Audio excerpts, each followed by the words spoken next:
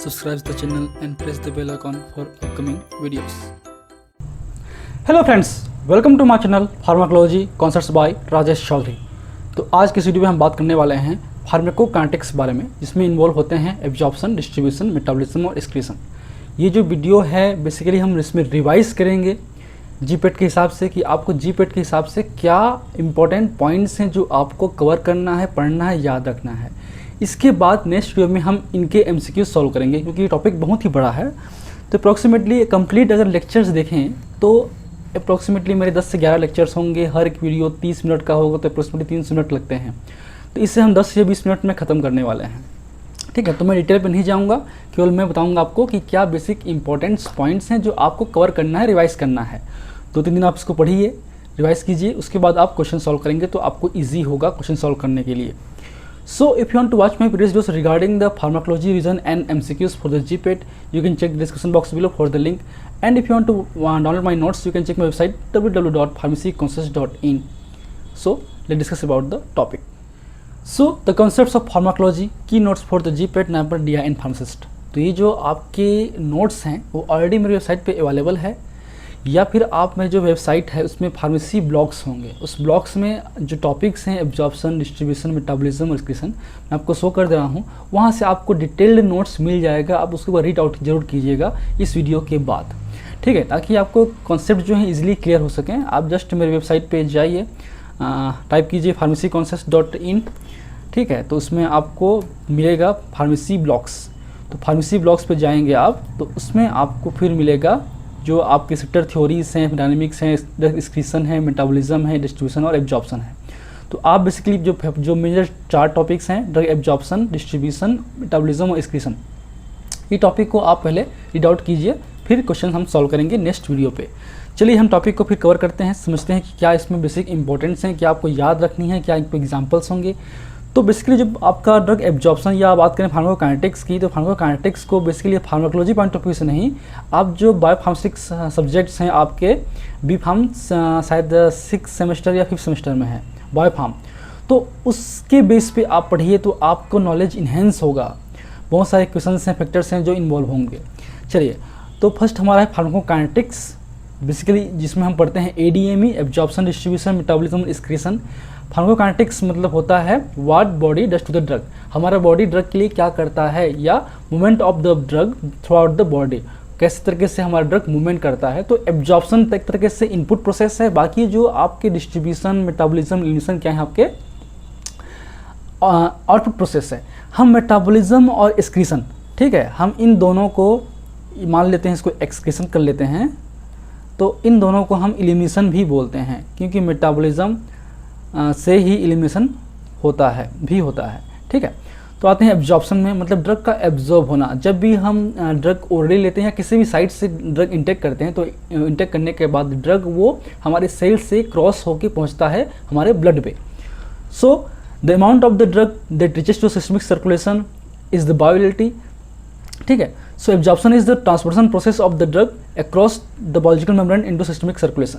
तो एब्जॉर्प्शन एक तरीके से ट्रांसपोर्टेशन प्रोसेस है, जिससे हमारा जो ड्रग है वो क्या होता है, बायोलॉजिकल मेम्ब्रेन से क्रॉस करके पहुंचता है हमारे सिस्टमिक सर्कुलेशन पे या आपके ब्लड पे। तो बहुत सारे इसके ट्रांसपोर्टेशन मैकेनिज्म हैं, जैसे कि हम देख सकते हैं passive diffusion, filtration, facilitated active, electrochemical, ion transport और साइटोसिस। तो जो मेजर इंपॉर्टेंट टॉपिक्स हैं वो आपके ये हैं, पैसिव डिफ्यूजन जो कि लिपिड सोलुबल ड्रग के लिए होते हैं, फिल्ट्रेशन जो कि एक्वस सोलुबल ड्रग के लिए होते हैं, जो फैसिलिटेटेड डिफ्यूजन है वो एक स्पेसिफिक ट्रांसपोर्ट सिस्टम्स के थ्रू होते हैं, और आपके एक्टिव ट्रांसपोर्ट सिस्टम्स हैं। तो इनमें क्या बेसिक डिफरेंस हैं, इनमें क्या डिफरेंस हैं, आपको डिटेल पढ़ना होगा। ठीक है, ये बेसिक कुछ पॉइंट्स हैं, आप पढ़िएगा। ठीक है, मैं डिटेल आउट नहीं करूँगा, केवल जो इंपॉर्टेंट पॉइंट्स है वो डिस्कस करूँगा। पहले आते हैं हम सिंपल डिवीजन के बारे में। सिंपल डिवीजन मतलब पैसिव डिफ्यूजन, जो कि बेसिकली हाई कंसंट्रेशन से लो कंसंट्रेशन पे ये होता है, और हाई लिपिड सोलुबल ड्रग ही इस पे होते हैं। इसमें एनर्जी रिक्वायरमेंट नहीं होती हैं, कोई भी प्रोटीन्स की रिक्वायरमेंट नहीं होती हैं, कोई भी सैचुरेशन नहीं होता, क्योंकि प्रोटीन्स नहीं है तो सैचुरेशन नहीं होगा, है ना। तो इसमें basically fix first law of diffusion इसमें आपका ओबे होता है, फॉलो होता है। तो ये आपके fix first law of diffusion का बेसिक फार्मूला है, इसको आप देखिएगा जरूर। ठीक है, फिर आते हैं फिल्ट्रेशन, जो कि एक्वस पोर के थ्रू होता है, जिसे फिल्ट्रेशन या पैरासेलुलर ट्रांसपोर्ट या पोर ट्रांसपोर्ट सिस्टम भी बोलते हैं, जो कि पोर के थ्रू होता है। अप्रॉक्सीमेटली जो पोर का साइज है होता है आपके 4 एंगस्ट्रॉम का। बट बात करें कुछ स्पेसिफिक जो सेल्स हैं, जैसे कि बात करें हमारा ग्लोमेरुलस में बेसिकली 40 एंगस्ट्रॉम तक हो सकता है। ठीक है, तो ये हमारा कैपिलरी या फिर जो आपका फिल्ट्रेशन का जो रेट है ये इससे हम डिफाइन कर सकते हैं। फिर आते हैं फैसिलिटेटेड डिफ्यूजन, जिसमें एक तरीके से परमेज या फिर प्रोटीन सिस्टम्स रिक्वायरमेंट होती है, बट इसमें एनर्जी इंडिपेंडेंट है, एनर्जी की रिक्वायरमेंट नहीं होती हैं और ये सेचुरेबल होता है क्योंकि आपका स्पेसिफिक प्रोटीन चाहिए तो प्रोटीन की संख्या लिमिट होगी, इसलिए इसमें सेचुरेशन होगा। मतलब इसमें जो ग्राफ है ये हमारा किसके लिए है, ये डिफ्यूज़न है जो कि सिंक्रोनिशन बनता है, जबकि ये जो है हमारा एक टाइम के बाद जो है इस तरीके से क्या होंगे, सेचुरेट हो जाएंगे। ठीक है, चलिए अब आते हैं active transport system. Active transport system मतलब कोई ना कोई स्पेसिफिक ट्रांसपोर्ट सिस्टम्स होगा जिसमें एनर्जी डिपेंडेंट होंगे, इसमें एनर्जी की रिक्वायरमेंट होगी और ये डाउन हिल से अगेंस्ट में या अप हिल प्रोसेस है, मतलब आपका लो कंसंट्रेशन से हाई कंसंट्रेशन की ओर मूव करता है हमारा ड्रग, ये याद रखिए। तो इसमें जो भी एग्जांपल्स हैं ना आपके हर एक उसको आप याद रखिए कि कौन कौन से एग्जांपल्स हैं, वो इंपॉर्टेंट हैं। ठीक है, चलिए ये सब आप देख लीजिएगा। फिर आते हैं पिनोसाइटिस वगैरह में, तो सेल इंडल्फिंग से बोलते हैं, तो इसमें बेसिकली जो है एनर्जी की रिक्वायरमेंट होती है, एक पॉइंट ये है। सेकेंड पॉइंट इंपॉर्टेंट पॉइंट ये है, एक होता है फेगोसाइटोसिस, एक होता है पिन्नो। फेगो मतलब सॉलिड पार्टिकल्स को इनगल्फ करना, पिन्नो मतलब लिपिड पार्टिकल्स को इनगल्फ करना। तो जैसे कि आपके सेबिन पोलियो वैक्सीन है, fat slow vitamin like ADAK है, या न्यूरोट्रांसमीटर्स का अपटेक जो है वो क्या है हमारा, पिन्नो या फिगोसाइटोसिस है। जबकि न्यूरोट्रांसमीटर्स का रिलीज जो है वो क्या है हमारा, एक्सोसाइटोसिस है। ये आता है क्वेश्चन एग्जाम वगैरह में, है ना, ये आप देखिएगा। फिर आते हैं बायोअवेलेबिलिटी, मतलब कि जो भी हम ड्रग ले रहे हैं वो अनचेंज फॉर्म पे कितना पहुंच रहा है आपके ब्लड में। So the fraction of the unchanged drug that reach to the systemic circulation from the site of admission is called the bioavailability. तो जाहिर सी बात है कि इसमें जो है आपके IV का बायोअवेलेबिलिटी 100% होता है, उसके कंपेयर पे हम अलग साइट्स या अलग रूट्स का देखते हैं। जो फार्मूला क्या होगा, bioavailability is equal to area under curve oral upon area under curve IV into 100, या फिर plasma concentration of oral upon plasma concentration of the IV into 100, या फिर हम इसको भी इस तरीके से हम फार्मूला डिनोट कर सकते हैं। इनके आते हैं इक्वेशंस, याद रखिए, इनसे क्वेश्चंस आते हैं, हम क्वेश्चन सॉल्व करेंगे, MCQ उसमें देखेंगे जरूर। फिर आते हैं फर्स्ट पास मेटाबॉलिज्म, खासकर ये ओरल रूट से होते हैं, या जो भी एलिमेंट्री रूट्स हैं, खासकर आपके ड्यूडेनल है, इंट्रापेरिटोनियल है, ओरल है, जिसके थ्रू जेटिस से एब्जॉर्ब होकर पहुंचता है पोर्टल वेंस में, उससे पहुंचता है लीवर में मेटाबॉलिज्म के लिए। तो first pass metabolism oral routes के लिए बहुत ही साइड इफेक्ट्स है, या फिर एक तरीके से डिसएडवांटेजेस है, डिमेरिट्स है, क्योंकि मैक्सिमम ड्रग्स इससे इनेक्टिव हो सकते हैं या डिस्ट्रॉय भी हो सकते हैं। तो जो मोस्ट ऑफ द ड्रग है, जैसे कि बात करें VP Singh not a popular PM, याद रखिए, तो इनके ड्रग्स के नाम हैं, ये ड्रग्स आपके हाईली फर्स्ट पास मेटाबॉलिज्म होते हैं, जबकि कुछ ड्रग जो हैं ये नहीं होते हैं, लिटिल और नो इफेक्ट, जैसे कि बात करें डायजेपाम, डिजिटॉक्सिन, फिनाल्बेटाजोन, फेनिटोइन, थायोफाइलिन, टॉर्बिटामाइड वगैरह जो हैं ये उतना इफेक्ट नहीं होते हैं। फिर आते हैं फैक्टर अफेक्टिंग ड्रग एब्जॉर्प्शन में, आप पढ़िए लिपिड सोलबिलिटी के बारे में। ठीक है, ये बहुत ही इंपॉर्टेंट है। डिग्री ऑफ आयोनाइजेशन क्या होता है, मतलब किसी ड्रग का पीके एक ड्रग का प्रॉपर्टी है और pH एक मीडिया का प्रॉपर्टी है, तो किस pH पे किस ड्रग का pK से उसकी जो एब्जॉर्प्शन है वो किस तरीके से अफेक्ट होगा। सपोज किसी ड्रग का pKa 4 है और हमारे मीडिया का भी pH 4 है, तो कितना फ्रैक्शन अनआयंस बनेंगे, कितना फ्रैक्शन आयंस बनेंगे, ये बेसिकली क्वेश्चंस आते हैं। तो इसमें आपका आंसर होता है 50% आयंस एंड 50% अनआयंस। तो उसके कुछ कॉन्सेप्ट हैं, ठीक है, वो आप याद रखिएगा।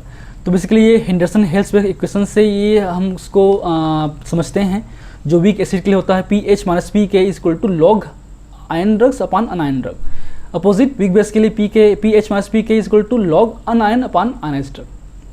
ठीक है, तो जाहिर सी बात है एसिडिक ड्रग एसिड में एब्जॉर्ब होते हैं, याद रखिए, बेसिक ड्रग बेस में एब्जॉर्ब होते हैं। तो इस केस में जो है दोनों सिमिलर हैं, तो आधा, तो pK क्या है, pK is the value of pH in which 50% are ionised and 50% are unionised, उसे हम बोलते हैं pKa। ठीक है, तो जैसे कोई ड्रग हमारा pKa 4 है और pH 6 है, तो इसके कंपेयर में जो मीडिया है वो बेसिक है और ये एसिड है, तो एसिड को बेस में डालेंगे तो आयंस बनेंगे। अपोजिट pH मान लो 2 है, तो इसके केस में ये जो ड्रग है वो हाईली एसिडिक है, ठीक है। तो जाहिर सी बात है ये भी एसिडिक ड्रग है, क्योंकि जो pKa अगर लेस देन 7 हुआ तो वो एसिडिक ड्रग होता है। तो एसिडिक ड्रग को एसिड में डालेंगे तो अनायंस बनेंगे, जाहिर सी बात है ना। तो उसको हम जो हैं इस फॉर्मूला से, इस जो कॉन्सेप्ट से निकाल सकते हैं। जो pH मास pK का वैल्यू अगर 0, 1, 2, 3 आते हैं वीक एसिड के लिए, तो उस केस में जो है हमारा जो अनायंस कितना होगा, 0 के लिए 50, 1 के लिए 10, 2 के लिए 1, 3 के लिए 0.1। ये अनायंस का है, ये आयंस का है, अपोजिट इसके ये हैं। इसके लिए स्पेसिफिक लेक्चर्स मैंने बनाए हैं, 40 मिनट का लेक्चर्स होगा अप्रोक्सीमेटली, उसे आप जरूर देखिए। उसमें मैंने कम से कम 8 से 10 क्वेश्चन सॉल्व किए हैं, ताकि आपको हेल्प हो सके, क्योंकि उससे आपके क्वेश्चंस आते ही हैं, ठीक है। फिर आपका इम्पोर्टेंट है हमारा ड्रग डिस्ट्रीब्यूशन। तो बेसिकली जो डिस्ट्रीब्यूशन होता है आपका ड्रग का हमारे पूरे बॉडी में, वो किस तरीके से होता है। बेसिकली दो कंपार्टमेंट होते हैं। एक होता है सेंट्रल कंपार्टमेंट जिसमें ब्लड होते हैं, एक होता है एक्स्ट्रावेस्कुलर और टिश्यू कंपार्टमेंट। इनके बीच में होता है इंडोथेलियल बैरियर्स। तो इस बैरियर के थ्रू ही हमारा ड्रग डिस्ट्रीब्यूट होता है, याद रखिए। इसमें 2 इंपॉर्टेंट हैं, एक होता है प्लाज्मा प्रोटीन्स, एक होता है वॉल्यूम ऑफ डिस्ट्रीब्यूशन, पूरे इस चैप्टर में, तो उसको आप जरूर पढ़िएगा, है ना। तो प्लाज्मा प्रोटीन्स में 4 टाइप के होते हैं, albumin, lipophilic, glycoprotein, lipoproteins, globulins. तो इनमें कौन कौन से ड्रग बाइंड्स होते हैं उनके एग्जांपल्स हमने ऑलरेडी दिया हुआ है। Most of the acidic drug जो हैं एल्ब्यूमिन से होते हैं, बेसिक ड्रग हमारे ग्लाइकोप्रोटीन्स से होते हैं, ठीक है, याद रखिए, ठीक है। फिर आते हैं हम लोग सीधा आते हैं इसके, ये भी इंपॉर्टेंट है, रीडिस्ट्रीब्यूशन क्या होता है देखिए एक बार जरूर, ठीक है। उसके बाद आते हैं हम लोग वॉल्यूम ऑफ डिस्ट्रीब्यूशन से, जो कि फार्मूला है VDL = X mg में होगा अपान PC mg पर लीटर। इसे हम एपरेंट वॉल्यूम डिस्ट्रीब्यूशन भी बोलते हैं। इसका जो बेसिक कॉन्सेप्ट से याद रखिए, हाईली VD होगा तो टिश्यू में एक्यूमुलेट होगा, टॉक्सिसिटी बढ़ेगी और वो लिपिड सोलुबल ड्रग होंगे। लो VD होगा मतलब 10 लीटर से कम होगा, तो उसकी जो एफिनिटी हो प्लाज्मा प्रोटीन से होगी, ब्लड में अधिक रहेगा और टिश्यू टॉक्सिसिटी कम होगी, याद रखिए। सेम प्लाज्मा प्रोटीन पे है, प्लाज्मा प्रोटीन बाइंडेड अगर है तो मतलब वो टेम्परेरी स्टोरेज है, एलिमिनेशन नहीं होता है, इनएक्टिव होता है। फ्री ड्रग ही एक्टिव होंगे, फ्री ड्रग ही आपके रिसेप्टर से बाइंड होंगे और फ्री ड्रग ही मेटाबॉलिज्म या एक्सक्रीशन होते हैं, ये याद रखिए। तो इनसे आपके क्वेश्चंस आते हैं, ठीक। चलिए अब आते हैं हम लोग काइनेटिक्स के बारे में, तो उतना खास नहीं आता। इसमें आते हैं फिर ड्रग मेटाबॉलिज्म। ड्रग मेटाबॉलिज्म में जो 2 फेज़ हैं, फेज़ 1 और फेज़ 2, उनके क्या इंपॉर्टेंट पॉइंट्स हैं वो देखिए। उसके अलावा जो ड्रग मेटाबॉलिज्म होते हैं, बायोट्रांसफर होता है, उसमें आप एक तरीके से बायोकेमिकल अल्ट्रेशन होता है, जिसमें आपका जो ड्रग इनएक्टिव टू एक्टिव हो सकता है, एक्टिव टू इनएक्टिव हो सकता है, टॉक्सिक मेटाबॉलिट बन सकता है और बायोलॉजिकली अल्ट्रेशन हो सकता है, ठीक है, आपके फेज़ 1 रिएक्शन में। तो उसके क्या क्या एग्जांपल्स हैं ऑलरेडी मैंने इसमें डिस्क्राइब किया हुआ है, तो आप उसको जरूर देखिए। प्रोडक्ट क्या है, कॉन्सेप्ट आप पढ़िए, ठीक है। फेज़ 1 क्या है डिटेल पढ़िए, फेज़ 2 क्या डिटेल पढ़िए, ऑलरेडी मैंने इसमें डिस्क्राइब कर चुका हूँ। तो आप एक बार जरूर देखिए, वीडियोस भी जरूर देखिए, ताकि आपको और समझ में आ सके। इसमें जो CRP P450 सिस्टम्स हैं वो बहुत ही इंपॉर्टेंट हैं, है ना। जो रिएक्शंस होते हैं वो इंपॉर्टेंट हैं, कि आपके फेज़ 1 रिएक्शंस में जो ऑक्सीडेशन होते हैं उसमें कौन कौन से एलिमेंट रिक्वायरमेंट होते हैं। तो उसमें आपका जो ड्रग होगा, आपके रिएक्टिव ऑक्सीजन स्पीसीज होंगे और NADPH2 रिक्वायरमेंट होती है, जिससे आपका ROH या ऑक्सीडाइज होगा, आपका H2 निकलेगा और NADP+ निकलेगा। ये जो NADPH2 है यहीं बस यूज़ होता है, जो कि HMP संड से आता है, ठीक। तो ये आप जरूर देखिए, है ना। चलिए अब आते हैं हम लोग, इसके बाद इंपॉर्टेंट है इस पर एंजाइम रिडक्शन और एंजाइम इंडक्शन। ये फेज़ 2 रिएक्शंस हैं, इसमें आप देखिए क्या इससे इंपॉर्टेंट है ना, जो कि इनएक्टिवेशन के लिए है, वाटर सॉल्युबिलिटी इनहेंस करता है। अब इसमें जो बेसिकली इंपॉर्टेंट है आपका इंडक्शन और इनहिबिशन। बहुत सारे जो ड्रग हैं एग्जांपल्स हैं, आप देखिए कौन कौन से ड्रग इंड्यूसर्स हैं, कौन कौन से ड्रग इनहिबिटर्स हैं। जाहिर सी बात है इंड्यूसर देंगे तो मेटाबॉलिज्म इंक्रीज होगा, उससे डोज की रिक्वायरमेंट बढ़ सकती है, क्योंकि वो इनएक्टिवेशन बढ़ जाता है। सेम अपोजिट इनहिबिटर ड्रग हम देंगे साथ में, तो इनहिबिटर ड्रग क्या करेंगे, एंजाइम को इनहिबिट कर देंगे और मेटाबॉलिज्म प्रोसेस को स्लो करेंगे, उससे जो है आपके डोज की रिक्वायरमेंट कम हो जाती है, ठीक है। चलिए अब आते हैं हम लोग, सब अगर जरूर पढ़िएगा, इससे बहुत सारे की पॉइंट्स होंगे, है ना। तो की पॉइंट्स याद रखिए, नोट्स बनाइए इसका। फिर आते हैं ड्रग एक्सक्रीशन, ड्रग किस तरीके से एलिमिनेट होता है बॉडी में, तो क्या उसके बेसिक कॉन्सेप्ट से आप जरूर देखिए। कौन कौन से आपके साइड्स हैं, आपकी यूरिन है, फिसेस हैं, एक्सेल एयर है, स्लाइवरिक एक्सक्रीशन जिसमें आपका हमारा LI KI हेवी मेटल्स वगैरह एक्सक्रीट होते हैं। तो ये बेसिकली रीनल एक्सक्रीशन भी बहुत इंपॉर्टेंट है। इसमें जो काइनेटिक्स पोर्शन है बहुत ही इंपॉर्टेंट है ना। खासकर जैसे कि बात करें इनके जो फार्मूला वगैरह हैं, T-HAP वगैरह हैं एलिमिनेशन काइनेटिक्स के, वो आप जरूर देखिएगा। जो कैलकुलेशन वगैरह हैं वो आप ज़रूर देखिएगा। टी हाफ का, वीडियो का, क्लियरेंस का क्या फार्मूला है, किस तरह से क्वेश्चन सॉल्व करते हैं, वो हम जरूर देखिएगा इसको। तो ये बेसिक्स हैं आपके काइनेटिक्स के, तो आप काइनेटिक्स कम्प्लीटली पढ़ लीजिए पहले। उसके अलावा जो हमारा काइनेटिक्स है, जीरो और फर्स्ट ऑर्डर काइनेटिक्स, वो भी बहुत ही इंपॉर्टेंट है ना। तो इनके बेसिक्स इक्वेशंस देखिए। जो काइनेटिक्स वगैरह हैं उसके लिए अलग से मैंने क्वेश्चंस एमसीक्यूज वगैरह बनाए थे पिछले वीडियोस पे, उसमें मैं प्लेलिस्ट में ऐड कर दूंगा ताकि आप उसको जरूर देखिए और किस तरह से क्वेश्चंस आते हैं और कुछ क्वेश्चंस के बिहाफ पे कौन से फॉर्मूला को यूज़ करना है आपको समझ में आएगा। तो आप पहले 2-3 दिन इस पूरे चैप्टर्स को एक बार रीड आउट कीजिए। आप मेरे ब्लॉग्स पे जाइए तो आप जो नई नोट्स जो मैंने आपको पढ़ाया भी है वो आप कम्प्लीटली इसमें मिल जाएगा। जैसे कि खोलेंगे ड्रग एब्जॉर्प्शन, क्लिक करेंगे तो आपको इसमें जो मैंने अभी डिस्क्राइब किया हुआ है वो कम्प्लीटली इस पर ऑलरेडी मेंशन है। तो एक बार आप जरूर पढ़िए। वीडियो भी हमने ऐड कर दिया है, तो वीडियो भी देख सकते हैं आप, ठीक है। चलिए अब नेक्स्ट वीडियो में हम बात करेंगे इनके रिगार्डिंग एमसीक्यूज़, क्या क्या एमसीक्यूज़ बनते हैं। कई बार हम लोग 35 क्वेश्चन सॉल्व करेंगे, वीडियो लंबा हो सकता है उसको भी। So this are the basics about the pharmacokinetic. In next video, I will discuss about the MCQ regarding the pharmacokinetics. I hope you like my videos. If you like my videos, please press the like button, share with your friend, and any feedback, please comment on the comment section. That motivates you for the coming videos. In last, thank you. Keep watching.